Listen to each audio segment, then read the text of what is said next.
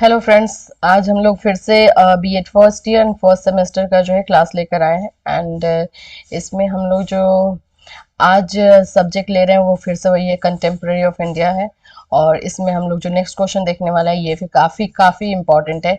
Even इसमें बहुत सारे नाउन के साथ इसको यूज़ किया जाता है, तो उसको हम लोग आज देखेंगे। देखिए, आप जैसे कि अपने स्क्रीन पे देख सकते हैं कि यहाँ पे इंडियन कॉन्स्टिट्यूशन है, जिसको क्रिटिकली एग्जामिन करना मतलब कि आलोचनात्मक समीक्षा करना है। ये फर्स्ट है। सारा क्वेश्चन जो आपको यहाँ पे दिया हुआ है और में ये सारे क्वेश्चन का एक ही आंसर होगा। और ये सारे क्वेश्चन को आपको देखना सबसे ज्यादा इंपॉर्टेंट ये लास्ट का क्वेश्चन है। देखिए, जिसको बोलते हैं यहाँ पे देख सकते हैं, प्रस्तावना भारतीय संविधान की कुंजी है। ये एक नाउन की तरह करके यूज किया जाता है। ये क्वेश्चन आता है, इसमें आप 1 2 5 6 क्वेश्चन का आंसर जो है सेम होगा, और इससे मिलता जुलता भी अगर क्वेश्चन आता है तो उसका भी आंसर सेम होगा। तो उस आंसर को अभी हम लोग डिस्कस करने वाले हैं। इसमें है, भारतीय संविधान की प्रस्तावना के मुख्य लक्षणों का वर्णन कीजिए। मतलब कि इम्पोर्टेंस जो एलिमेंट होता है प्रिम्बल ऑफ इंडियन कॉन्स्टिट्यूशन का, उसको करना है। तो इस तरह से ये सारे क्वेश्चन है। तो फ्रेंड्स, मैं अभी आज का वीडियो स्टार्ट करूं उससे पहले जो भी हमारे चैनल पे नए हैं, चैनल को अभी तक सब्सक्राइब नहीं किया है, please do subscribe our channel and bell icon को भी हिट कर दीजिए। अभी हम लोग BEd first year BEd first semester का क्लास जो है कंडक्ट कर रहे हैं। अब इसके बाद से बीएड एंट्रेंस का भी क्लास स्टार्ट होगा, जो कि हम लोग रिज्यूम करेंगे। पहले से भी बहुत सारे क्लासेस बीएड एंट्रेंस के करवाए जा चुके हैं, तो जो भी बीएड एंट्रेंस की तैयारी कर रहे होंगे वो जाकर के वो वीडियोस देख सकते हैं। चलिए स्टार्ट करते हैं। सबसे पहले क्वेश्चन को ध्यान में देंगे। क्वेश्चन क्या है? तो भारतीय संविधान की प्रस्तावना की आलोचनात्मक समीक्षा कीजिए। अगेन ये जो है इंडियन कॉन्स्टिट्यूशन के बारे में है। तो पहले हम लोग इंडियन कॉन्स्टिट्यूशन को थोड़ा सा डिफाइन करेंगे, थोड़ा सा एक्सप्लेन करेंगे, एंड उसके बाद उसमें क्या चीजें हैं और क्या नहीं है, कैसी होनी चाहिए और कहाँ से ये ज्यादा इन्फ्लुएंस्ड है, ये सारी चीजों को देखेंगे। नेक्स्ट यहाँ पे आप देख सकते हैं, यहाँ पे हम लोग को कैरेक्टरिस्टिक्स देखना है, मुख्य विशेषता देखना है भारतीय संविधान का। और यहाँ पे देखिए, प्रस्तावना भारतीय संविधान की अंतरात्मा है। That means preamble is the conscience of the Indian constitution. इसको भी वर्णन करेंगे। तो 2 नाउन के साथ ये क्वेश्चन है, एक कुंजी का है और ये एक अंतरात्मा का है, तो इसको हम लोग डील करेंगे। चलिए स्टार्ट करते हैं। देखिए, भारतीय संविधान प्रारंभ एक प्रस्तावना है। इसका स्टार्टिंग इस तरह से किया गया है। आप कोई और लैंग्वेज या कोई और सेंटेंस अगर यूज करना चाहते हैं तो यहाँ पे यूज कर सकते हैं। ये कॉमनली नोन फैक्ट जो होता है वो हम भारतीय संविधान के बारे में यहाँ पे डील करते हैं। तो भारतीय संविधान भारतीय संविधान का प्रारंभ एक प्रस्तावना से होता है। प्रस्तावना में क्या है? वास्तव में प्रस्तावना उस उद्देश्य प्रस्ताव का संशोधित रूप है जो जवाहरलाल नेहरू ने संविधान सभा में 11 दिसंबर 1946 को प्रस्तुत किया था। फिर से मैं बता दूं, इंडियन कॉन्स्टिट्यूशन का जब आप कर रहे हैं तो इसमें कुछ डेट आपको याद रखने हैं, उस डेट को मेंशन जरूर करना है। जब भी आप डेट मेंशन कर रहे हैं तो उसको अंडरलाइन जरूर कर दीजिएगा। तो यहाँ पर जवाहरलाल नेहरू ने जो जो चीजें, जो उद्देश्य से बताया था होना चाहिए इंडियन कॉन्स्टिट्यूशन का, भारतीय संविधान का, वो सारी चीजें जो है प्रस्तावना में लिखी हुई हैं। प्रस्तावना में संविधान के उद्देश्य का वर्णन किया गया है और इस संविधान की आत्मा का चित्र भी कहा गया है। प्रस्तावना संक्षिप्त शब्दों में हमें संविधान की प्रकृति की जानकारी देती है। प्रस्तावना एक ऐसी चाबी के समान है जो संविधान निर्माताओं की इच्छा को प्रकट करती है। संविधान की विभिन्न धाराओं, अनुसूची तथा अध्यायों में प्रस्तावना वर्णित उद्देश्य को क्रियान्वित एवं प्राप्त करने के लिए विस्तृत प्रावधान किए गए हैं। देखिए, संविधान में क्या क्या है? इसमें धारा है, अनुसूची है, फिर अध्याय है। इन तीनों चीजों में ही पूरे संविधान को डील कर दिया गया है। इन तीनों चीजों के ऊपर ही हमारा पूरा संविधान जो है बोल सकते हैं टिका हुआ है। अब आइए यहाँ पे हम कुछ फिलोसफर्स के स्टेटमेंट लेंगे। मैं बार बार बोलती हूँ, पहले हम लोग नोइंगली फैक्ट जो है, जो भी उस टॉपिक के बारे में रहता है उसको बताते हैं, और उसके बाद हमारे जो फिलोसफर्स हैं, जो हमारे बहुत जाने माने हैं और उन्होंने अपना जो स्टेटमेंट दिया है उसको हम लोग अंडरलाइन करते हैं और उसको देते हैं। तो सबसे पहले डीडी बसु का स्टेटमेंट है, तो डीडी बसु को हम अंडरलाइन करेंगे। प्रस्तावना संविधान निर्माताओं के मन की कुंजी है। इन्होंने ही कहा है। किसने कहा है? ये याद रख लीजिएगा, क्योंकि ये क्वेश्चन काफी इंपॉर्टेंट है। डीडी बसु का स्टेटमेंट ये है कि प्रस्तावना जो है संविधान निर्माताओं के मन की कुंजी है। सर्वोच्च न्यायालय के मुख्य न्यायाधीश के सुब्बा राव ने एक निर्णय में व्यक्त किया, संविधान ने जिन उद्देश्यों की प्राप्ति की कामना की गई है उसकी घोषणा प्रस्तावना में है। मतलब कि एक्चुअली में हम देखें तो ये जो बोला जा रहा है कि मन की कुंजी है, इसका मतलब है कि जो लोग संविधान बनाने में लगे हुए थे उनमें से ही कोई एक जो थे या फिर उनमें से सारे के सारे लोगों का जो उद्देश्य था, जो मोटिव था या फिर जो उन्होंने अपने मन में रखी हुई थी चीजें और जिस पे वो काम कर रहे थे उसी के बारे में यहाँ पे जो है प्रस्तावना में दी गई है। जो संविधान में हम स्टार्ट करते हैं उसमें सबसे पहले जो हमें प्रस्तावना मिलती है तो वो हमें मिलता है, इसीलिए डीडी बसु ने ये स्टेटमेंट दिया है। अब देखिए यहाँ पे आप देख सकते हैं बहुत सारे लोगों का, जैसे यहाँ सुब्बा राव का नाम दिया है, इसको भी अंडरलाइन कर देंगे। फिर यहाँ पर आप देखिए डीडी भार्गव का कथन है तो इनको अंडरलाइन करेंगे। डीडी भार्गव ने क्या बोला है? पंडित डीडी भार्गव का कथन था, प्रस्तावना संविधान का सबसे बहुमूल्य भाग है। तो प्रस्तावना जो है उसको डीडी भार्गव के अकॉर्डिंग सबसे इंपॉर्टेंट पार्ट बताया जा रहा है। यह संविधान की चाबी है, यह संविधान की आत्मा है, यह संविधान का रत्न है। तो इतने ज्यादा नाउन, इतनी ज्यादा संज्ञा जो है प्रस्तावना के बारे में दे दी गई है। चलिए अब देखते हैं कि प्रस्तावना में है क्या।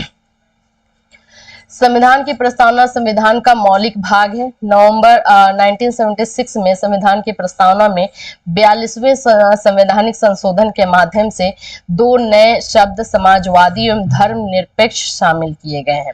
हाँ, टाइम टू टाइम पे ये संशोधन होते रहता है, जिसमें ये 42वां संशोधन है, आप देख सकते हैं।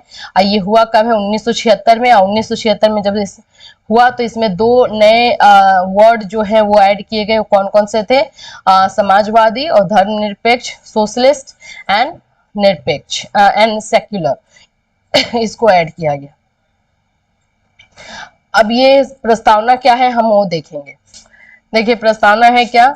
हम भारत के लोग, जो हमारा इंट्रोडक्शन पार्ट है, हम भारत के लोग भारत को एक प्रभुसत्ता संपन्न समाजवादी धर्मनिरपेक्ष लोकतांत्रिक गणराज्य के रूप में स्थापित करते हैं तथा इसके सभी नागरिकों को सामाजिक, आर्थिक एवं राजनीतिक न्याय देने, विचार, अभिव्यक्ति, विश्वास, धर्म एवं उपासना की फ्रीडम प्रदान करते हैं, प्रतिष्ठा तथा अवसर की समानता प्रदान करने के लिए। ये सारा जो है ये पूरे बोल सकते हैं कि भारत की बात एक्चुअली इस प्रस्तावना में बोल दी गई है। और ये बोलने वाले कौन थे? बोला तो ये जा रहा है कि नेहरू जी ही थे, जो कि जब बोले थे वहां पे 1946 में, यहाँ पे देख सकते हैं 11 दिसंबर 1946 में, उसी चीज को, वही उद्देश्य को यहाँ पे एज अ प्रस्तावना दिखाया गया है। अब हम प्रस्तावना को जान चुके हैं तो अब हम इसके कैरेक्टरिस्टिक को जानेंगे, इसके एलिमेंट्स को जानेंगे, फीचर्स को जानेंगे। अब इसमें कौन कौन से, फिर से थोड़ा सा नोइंगली फैक्ट जानेंगे, दैट मीन्स की इंट्रोडक्शन पार्ट, और उसके बाद से हम इसके जो मेन बोल सकते हैं कि माध्यम है, मीडियम है, उसको जानेंगे। तो फर्स्ट हमारा जो है मीडियम है वो है Indian people are the source of constitutional authority. ये कैसे बोला जा रहा है इसमें? इसके जो फर्स्ट सोर्स हैं उसको सत्ता सोर्स बोल सकते हैं। जो सोर्सेस बताए गए हैं वो भारतीय लोग संवैधानिक सत्ता का स्रोत है। ये Indian people are the source of constitutional authority, इस बात को यहाँ पे डील किया गया है। डीलिंग आप देख लेंगे, लेकिन जहां पे भी यर हो, किसी का नाम हो, उसको अंडरलाइन करेंगे। ठीक है। दूसरा हमने देखा कि उसमें बताया गया है India is a sovereign state. ये कैसे है? प्रभुसत्ता संपन्न राज्य कैसे है, वो भी डील किया गया। एक और मैं बात बता दूं कि यहाँ पे हो सकता है कि यही क्वेश्चन आप लोग को शॉर्ट में आ जाए कि किस तरह से आप बोल सकते हैं कि भारतीय लोग संवैधानिक सत्ता का स्रोत है, या आप क्या समझते हैं, इस तरह से आ जाएगा। तो ये इतना जो आप लर्न किए हुए रहेंगे आपको इजी होगा लिखने में। तो इसको भी आप देखिए और बहुत अच्छे से देखिएगा, इसमें कोई भी एक भी स्टेटमेंट, कोई भी सेंटेंस आप छोड़िएगा नहीं। दूसरा है हमारा भारत एक समाजवादी राज्य है, India as a socialist state, तो इसको आपको देखना है। सेकेंड है, फोर्थ नंबर है India is a secular state. ये कैसे हम कह सकते हैं, वो भी डील किया हुआ है। फिर है India as a democratic state, Bharat एक लोकतांत्रिक राज्य है, ये हम कैसे कहेंगे, ये भी पूरी तरह से डील किया है, इसको आपको देखना है। यहाँ पर एक चीज देखिए कि जब हम प्रस्तावना को डील कर रहे हैं, उसके फीचर्स को, एलिमेंट्स को देख रहे हैं, तो ये सारे पॉइंट में देख रहे हैं। पॉइंट को डील करना ईजी होता है और इसमें मार्क्स भी अच्छे गेन होते हैं। फिर 6 नंबर है भारत एक जो है इंडिया इज अ रिपब्लिक, तो इसको देखेंगे 6 नंबर, इसके डील को देखेंगे। 7 नंबर है जस्टिस, इंडिया में किस तरह की जस्टिस बोल सकते हैं सिस्टम है, उसको हमको देखना है। तो सामाजिक है, इकोनॉमिक है, पॉलिटिकल है, इन सारी चीजों को पॉइंट वाइज आपको डील करना है। लास्ट में संविधान लिखने वाले, कॉन्स्टिट्यूशन लिखने वाले डॉक्टर BR अम्बेडकर हैं, उनकी बातों को, उनकी स्टेटमेंट को लिखा गया है, तो यहाँ पे हम लोग BR अम्बेडकर को भी अंडरलाइन करेंगे एंड देन हम उसको डील करेंगे उन्होंने क्या कहा है। फिर उसके बाद है 8th नंबर है लिबर्टी, किस तरह से जो है फ्रीडम मिलती है इंडियन को कौन कौन से फ्रीडम की बात कही गई है संविधान में, वो सारी चीजें। फिर इक्वालिटी की बात करें, समानता की बात करें, तो इसमें हम किस तरह से सभी लोग, अमीर हो, गरीब हो या कास्ट है या कुछ भी इसमें देखा नहीं जाता है, वो उस इक्वालिटी की बात की गई है। फिर है फेटर्निटी, इसको बोलते हैं भाईचारा, जो कि इंडिया में बहुत ज्यादा, इंडिया एक्चुअली में भाईचारा के लिए जाना जाता है, तो इस बात को किस तरह डील किया गया है वो है। 11th नंबर है हमारा belief in human dignity and respect, व्यक्ति की गरिमा एवं सम्मान में विश्वास। फिर है राष्ट्रीय एकता एवं अखंडता का संकल्प। तो ये 12 पॉइंट हैं जो कि आपको एलिमेंट्स और बोले फीचर्स बोले, ये डील किया गया है किसके लिए, प्रस्तावना के लिए, और ये सारी चीजें आपको करनी है। अब आइए क्रिटिसिज्म देखते हैं, क्योंकि आलोचना की भी बात कही गई है क्वेश्चन में, तो इसमें बुरा क्या है, क्यों इसको इतना क्रिटिसाइज किया जाता है। आइए मेन क्वेश्चन जो इसमें था कि आलोचना के बारे में, क्रिटिसिज्म के बारे में, कि प्रस्तावना की प्रिम्बल के जो है क्रिटिसिज्म किस तरह से किया गया, इसमें क्या बुराई है। तो देखिए इसमें बुराई यही है कि यहाँ पे जो है मौलिकता, ओरिजिनलिटी, जो भी बातें कही गई हैं, एक तरह से हम बोल सकते हैं किताबी बातें हैं, उसको रियलिटी में लाना डिफिकल्ट है, जो कि अभी भी पूरी तरीके से आ नहीं पाया है।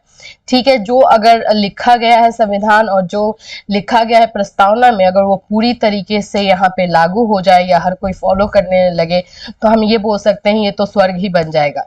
तो यहाँ पे जो भी चीजें बोली गई हैं उसमें से हाफ ऑफ ऐसी चीजें हैं जो कि ओरिजिनल नहीं है, जिसको हम फॉलो नहीं कर सकते हैं। फर्स्ट ये है, प्रस्तावना न्याय संगत नहीं है, नॉट जस्टिसेबल है। कैसे, देखिए प्रस्तावना की आलोचना इसलिए भी की जाती है कि इसमें वर्णित उद्देश्य को प्राप्त नहीं किया गया, क्योंकि जितने भी उद्देश्य बताए गए हैं प्रस्तावना में, उनमें से उसको सभी को हम लोग कंट्री में अगर देखें तो उसको हम लोग प्राप्त नहीं किए हैं, या वो हमें अभी तक मिला नहीं है, इसीलिए। फिर है lack of rationality in terminology, शब्दावली में तार्किकता का अभाव है। वही बातें हैं कि जितनी बातें बताई गई हैं वो रियलिटी से काफी दूर लगता है, इसीलिए अभी तक हम लोग उतना उसको पा नहीं पाए हैं। फिर है हमारा प्रस्तावना पुरानी जड़ चुकी है। फिर है संविधान एवं उसकी प्रस्तावना लोकतंत्रात्मक नहीं है, ये भी चीजें बताई गई हैं, सबको डील किया गया, आपको पढ़ना है, करना है। क्वेश्चन काफी इंपॉर्टेंट है, सो छोड़ना नहीं है। अब आएंगे प्रस्तावना का महत्व देखेंगे। देखिए एलिमेंट्स, फीचर्स जान गए, क्रिटिसिज्म जो हुआ वो भी जान गए। अब हम इंपॉर्टेंस देखेंगे कि इसका इंपॉर्टेंस क्या है। तो इसका इंपॉर्टेंस में है summary of the constitution. Importance क्या है प्रिम्बल में, तो इंपॉर्टेंस में सबसे पहले तो यही है कि जो हमें प्रस्तावना में मिला है वो पूरा सारांश है, समरी है कॉन्स्टिट्यूशन का, वो मिला है। फिर है इसमें description of values and commitments, प्रस्तावना में भारतीय संविधान के मूल्य, आदर्शों एवं प्रतिबद्धताओं का समावेश किया गया है। फिर helpful in understanding the orientation of the constitution makers, सरकार की उपलब्धियों का मापदंड, भावनात्मक पक्ष, ये सारी चीजें जो हैं। तो ये 5 पॉइंट्स जो है इंपॉर्टेंस हैं किसके, प्रस्तावना के, प्रिम्बल के। अब देखिए हम लोगों ने अभी तक कितना कर लिया है, प्रस्तावना क्या है, फीचर्स, एलिमेंट्स क्या है, क्रिटिसिज्म क्या है, इंपॉर्टेंस क्या है, तो ये 3-4 क्वेश्चन अभी तक हो गए। अब हम लास्ट में कंक्लूजन लिखेंगे। कंक्लूजन लिखना आजकल बहुत जरूरी हो गया है, कंक्लूजन जरूर लिखिएगा। तो एमपी पायली का कथन है कि न्याय, स्वतंत्रता, समानता के आधार पर नए राष्ट्र का निर्माण करने का अभिप्राय यह था कि सभी यह महसूस करें कि हम एक धरती पर एक ही मातृभूमि की संतान तथा एक ही समुदाय के सदस्य हैं। तो इस तरह से आप 2-3 स्टेटमेंट लेकर के एंडिंग कंक्लूड कर सकते हैं, एंड कर सकते हैं। बस ये रहा आपका आज का क्वेश्चन, जिसमें टोटल देखा जाए तो 6 क्वेश्चन है और वो 6 क्वेश्चन आपको अच्छे से करना है। फिर मिलेंगे कल दूसरे वीडियो के साथ। Till then have a nice day.